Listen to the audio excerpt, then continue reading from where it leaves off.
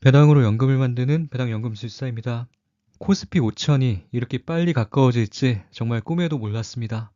불과 1년도 채 되지 않는 짧은 시간 동안 코스피 지수가 2배 이상 뛰어오르는 건 정말 이례적인 일이죠. 최근에 국내 주식에 입문하신 분들은 아마도 매일 불어나는 계좌를 보면서 이런 생각을 하셨을지도 모릅니다. 도대체 주식이 뭐가 어렵다는 거야? 투자의 세계에는 초심자의 행운이라는 무서운 단어가 있습니다. 겁이 없을 때만 찾아오는 행운이죠. 좋은 시점에 위험을 모르고 뛰어들었기 때문에 얻을 수 있었던 수익을 나의 실력이라고 착각하는 순간 시장은 예외 없이 청구서를 들이밉니다. 역발상 투자의 대가 험프리 닐은 이런 조언을 남겼습니다. 당신의 지능과 상승장을 혼동하지 마십시오. 지금 찍힌 화려한 수익률이 나의 현명함 때문이라고 믿는 순간 큰 손실이 따라옵니다. 경제 칼럼니스트 빌 보너 역시 이렇게 경고했습니다. 시장에서 수익을 낸 바보보다 더 위험한 존재는 없다. 수익을 낸 바보가 왜 위험할까요?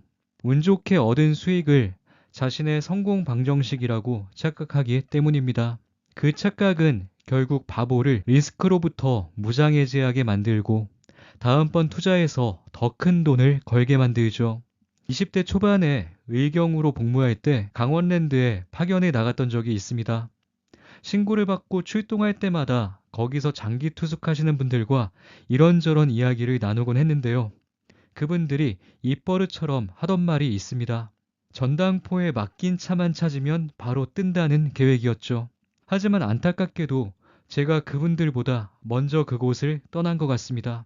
거기서 장기 체류하시는 분들의 공통점이 하나 있었는데 모두 가벼운 마음으로 왔다가 생각보다 큰 수익을 경험했다는 점이었습니다. 지금 우리가 누리는 이 수익이 혹시 상승장이라는 거대한 파도 덕분은 아닌지, 파도가 멈췄을 때 내 계좌를 지킬 수 있는 안전장치는 마련해 두었는지를 냉정하게 돌아볼 필요가 있습니다.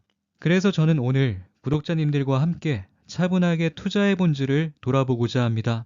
얼마 전에 읽은 포즈랑의 투자 이야기라는 책에 정말 좋은 내용이 많이 담겨 있어서 최대한 간단히 소개해드리고자 합니다.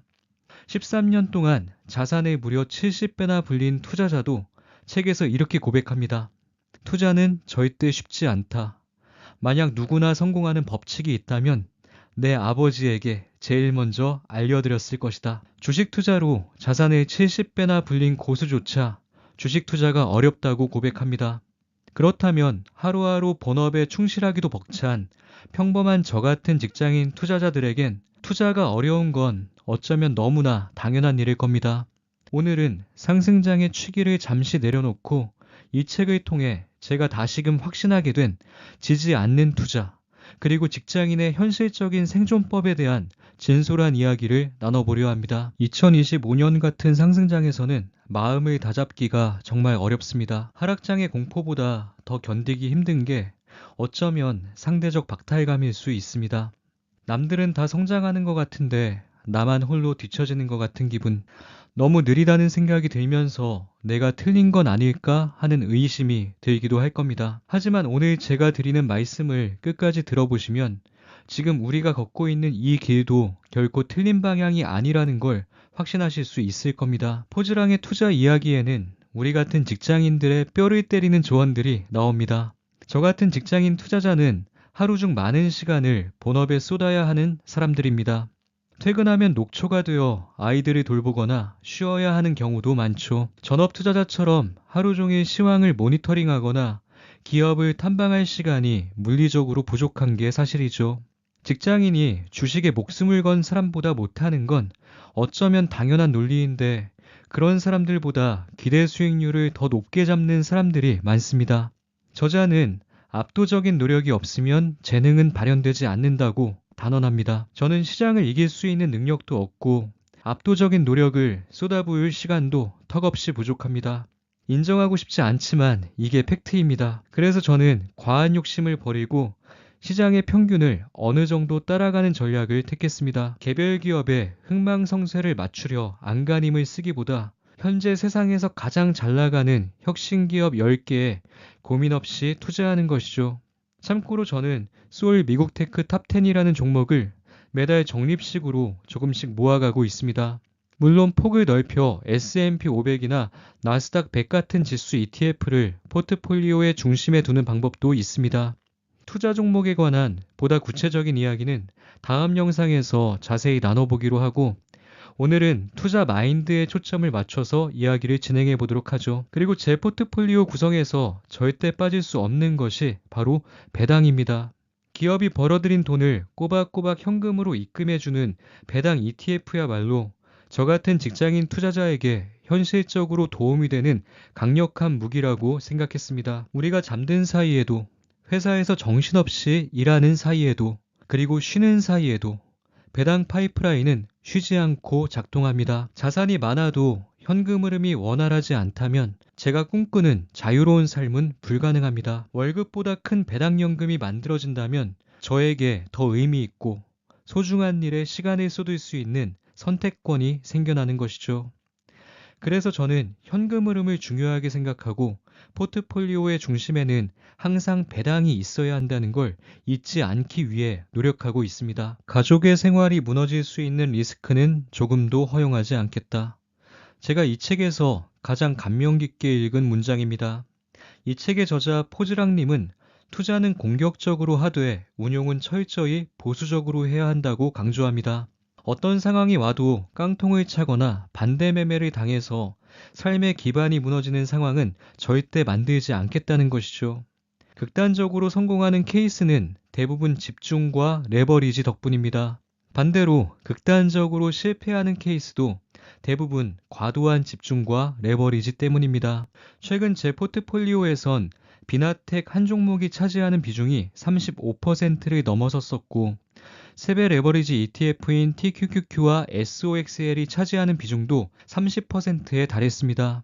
물론 주가가 오르면서 자연스럽게 비중이 커진 것이긴 하지만 비중으로 봤을 때 더 이상은 제 능력으로 감당할 수 있는 수준의 변동성이 아니라고 판단했습니다.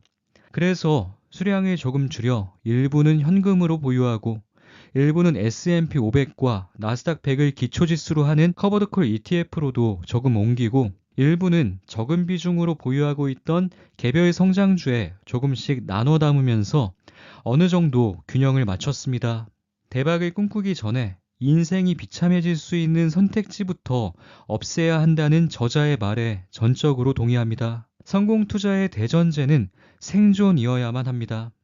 배당 연금술사라는 채널명 때문인지 오로지 배당 하나만을 보고 가는 보수적인 투자자일 거라고 짐작하시는 분들도 계신데, 저는 배당주만큼이나 성장주에도 관심이 많습니다.